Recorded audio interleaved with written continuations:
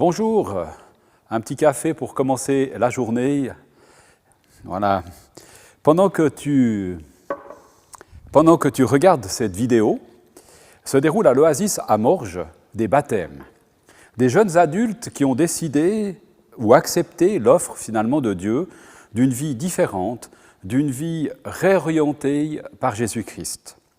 Cet engagement me fait penser et réaliser que tout ne s'arrête pas avec ce virus.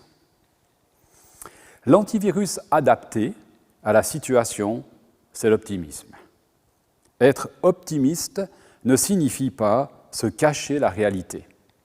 L'optimisme, c'est un mélange de réalisme, de responsabilisation, de vision, de foi. Je lisais cette semaine un email d'Hélène Bonhomme qui relevait l'attitude de Nelson Mandela durant son emprisonnement dans une toute petite cellule. Dans cette minuscule cellule, il faisait des exercices physiques, travaillait son mental chaque jour, jour après jour, pour être prêt le jour où il serait libéré, sans savoir même si un jour il sortirait de cette prison, de cette cellule. Aujourd'hui, on est dans une sorte de prison, de cellule psychique. On n'a plus le droit de se rencontrer comme on le veut. On peut être placé en quarantaine sur un simple coup de téléphone du médecin cantonal, enfermé dans notre chambre. On nous oblige au port du masque, interdiction de vérer, enfin c'est pas complètement interdit, mais enfin fortement déconseillé, de vérer à la sortie du culte pour des raisons sanitaires. Les chiffres des nouveaux cas d'hospitalisation grimpent. La compagnie aérienne ne pense pas à un retour à la normale avant 2024. Bref, tout pourrait nous pousser au pessimisme, voire même au fatalisme. Et pourtant, comme je vous le partageais la semaine dernière, au-dessus des nuages, le soleil brille. Alors encourageons-nous à rester les acteurs de nos vies, malgré les pressions et les contraintes extérieures. Soyons attentifs les uns aux autres, soyons des encourageurs les uns pour les autres. Oui, notre situation n'est pas simple. Oui, la fréquentation de nos cultes n'est plus la même. Oui, et encore oui, c'est la gabegie.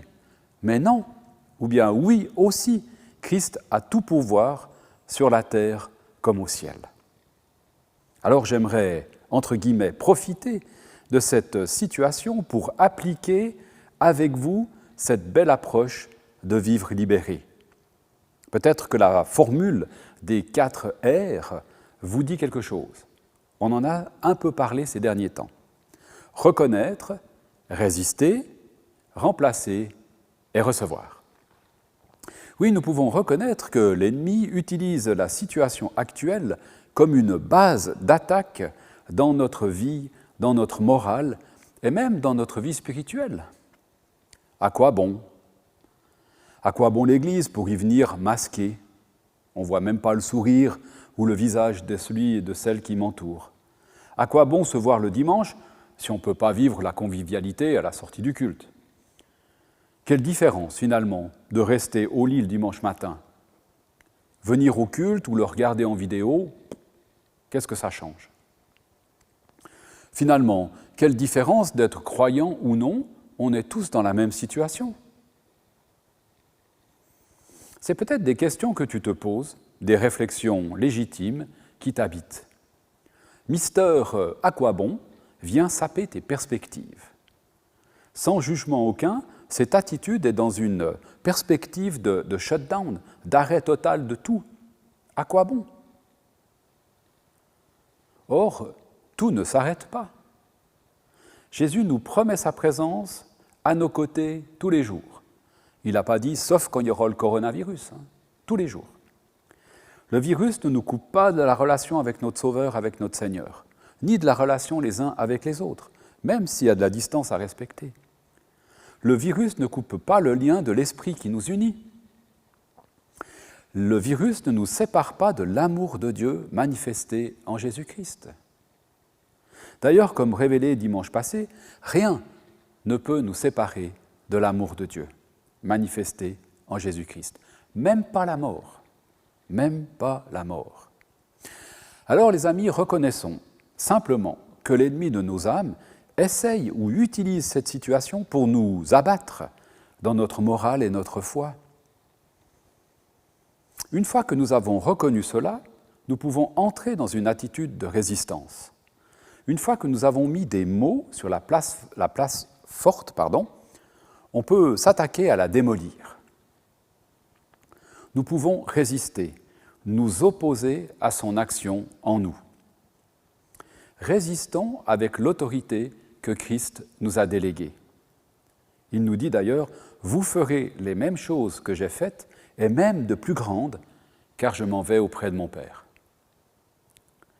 Il y a plusieurs textes dans les évangiles où l'on voit Jésus combattant l'ennemi, combattant ou résistant à l'ennemi. C'est là une manière d'être acteur de notre propre vie, une manière de nous responsabiliser, de prendre en main notre avenir, mettre notre foi en œuvre, en action. Nous résistons en Christ face à l'espace de doute et de désespoir qui nous habite. Nous plaçons clairement un non face à ce désespoir qui nous, excusez-moi l'expression, bouffe la vie. J'y résiste avec autorité. L'autorité que Christ me donne. Tu résistes avec l'autorité que Christ te délègue. Tu deviens auteur de ta vie. Yes, bravo! Et comme nous l'avons déjà plusieurs fois évoqué, la nature n'aime pas le vide. Alors, remplaçons ce que nous avons enlevé par une vérité qui nous donne l'espérance d'un avenir meilleur. D'ailleurs, il est mentionné dans la Bible, le meilleur est devant nous. Le meilleur est à venir. Oui, nous sommes dans une situation compliquée, pas facile, mais non, nous refusons qu'elle détruise notre espérance et notre vie de foi. Et oui, nous accueillons ces vérités bibliques qui nous encouragent, qui viennent prendre la place de notre découragement. Mettons notre créativité en œuvre. Comment l'Esprit de Dieu peut-il nous inspirer peut-être d'autres manières de vivre notre foi, de vivre le culte, de vivre notre foi en commun? Peut-être bien qu'il y a d'autres expressions que le culte auquel nous sommes habitués depuis des siècles. Au moment des persécutions que nous lisons dans le livre des Actes, nous voyons que l'Église s'est fortement développée à cause de la difficulté du moment. Alors pour nous, aujourd'hui, comment rebondir? Comment la difficulté d'aujourd'hui va produire un beau fruit pour le royaume de Dieu que Jésus a instauré par sa venue? C'est de l'ordre de notre responsabilité, tant individuelle que commune. C'est de l'ordre de la responsabilité de chacun et de chacune. Après la résistance vient le dernier R de recevoir. Recevoir. Pour vivre ces réalités bibliques, nos engagements, notre espérance, nous avons besoin du Saint-Esprit. Autrement, nous allons y aller uniquement par nos propres forces et très rapidement, à nouveau, nous épuiser, nous décourager. En invitant le Saint-Esprit dans son plan à lui de vie pour nous, nous entrons dans la collaboration avec lui. Nous faisons notre part et lui la sienne. Et là, ça devient très bon. Alors, tu l'auras bien compris, ne nous laissons pas miner par la situation. Prenons nos vies en main. Devenons acteurs de changement dans notre vie, dans notre environnement. Reconnaissons l'impact négatif de cette situation en nous, ce qu'elle provoque. Responsabilisons-nous.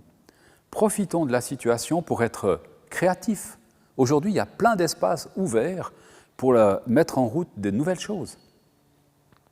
Résistons à l'ambiance générale, à ce que produit le marasme actuel en nous.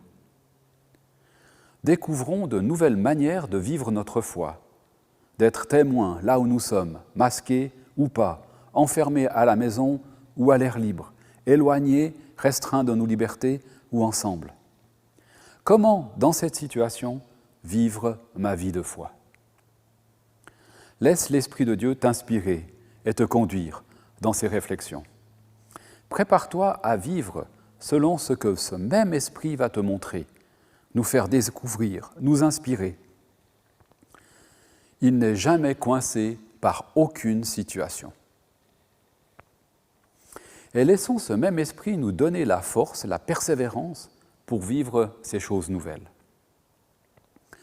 Alors que dans l'Ancien Testament, nous le voyons, au moment où Juda a été déporté, vaincu par l'ennemi, que Jérusalem était désertée, un tas de ruines, Dieu a donné une parole de vie au prophète Ésaïe. Un texte que nous trouvons et que je vais lire avec vous dans Ésaïe 43 au verset 19. J'aimerais te laisser cette parole. Elle peut s'appliquer à ta vie, à une situation dans laquelle tu es, à notre pays, à la pandémie d'aujourd'hui. Je lis à partir du verset 16. « Voici ce que le Seigneur déclare. Lui qui a ouvert jadis un chemin dans la mer, qui a tracé un passage à travers l'eau profonde. Jadis, il a mis en marche des chars et des chevaux, des armées avec leurs corps d'élite. Celles-ci sont tombées pour ne plus se relever. Elles sont éteintes, consumées, comme la mèche d'une lampe. Il déclare donc maintenant. Ne pensez plus au passé. Ne vous préoccupez plus de ce qui est derrière vous. Car je vais faire du nouveau. On le voit déjà paraître comme un bourgeon. Vous saurez bien le reconnaître. Oui, dans le désert, j'ouvrirai un chemin. Dans ces lieux arides, je ferai couler des fleuves. Les animaux sauvages, les chacals et les autruches m'honoreront parce que j'ai fait couler de l'eau dans le désert, des fleuves dans ces lieux arides, car je veux donner à boire au peuple que j'ai choisi. Et ce peuple que j'ai formé dira pourquoi il me loue. »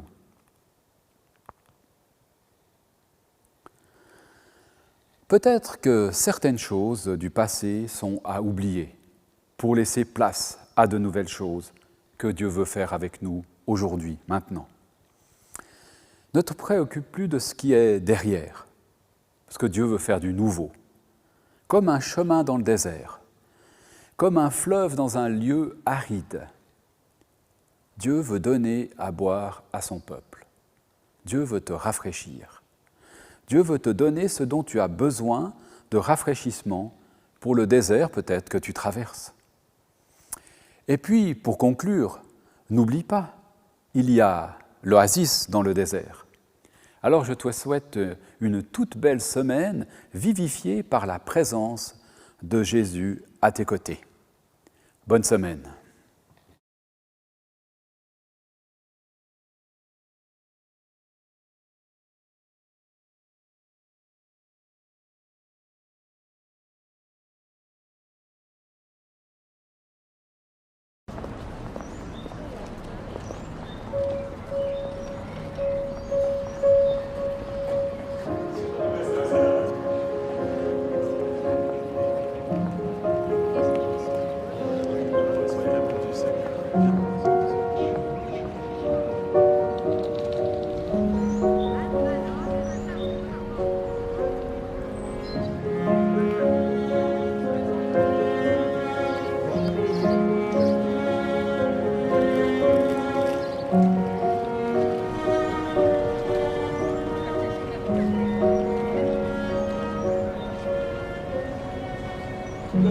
Thank you.